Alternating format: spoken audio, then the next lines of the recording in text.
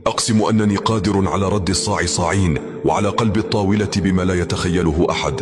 كل من يظن نفسه قادرا على إهانتي غافل عن الحقيقة، غافل عن القوة التي أمتلكها، وعن الكرامة التي تفيض من كبريائي. أنا أترفع عن الصغائر، لا لأني ضعيف، بل لأني أملك من العزة ما يجعلني أكبر من أن أهبط لمستوى التفاهات التي غرقوا فيها.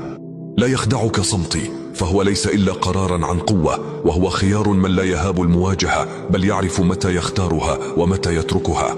لو أردت لرددت بحدة، لقلبت الموازين، ولكني أعرف أن ثباتي أقوى من ردودي. لن أسمح لهم أن ينالوا من كرامتي، ولن أنحدر لأضع نفسي في معركة لا تستحق. فأنا أسمى من أن أضيع وقتي في مهاترات، وأبقى واقفا كالجبل لا تهزه الرياح مهما اشتدت. صمتي هذا ليس استسلاما، بل هو صمت العظماء، صمت من يثق بنفسه وبقوته، وأعلم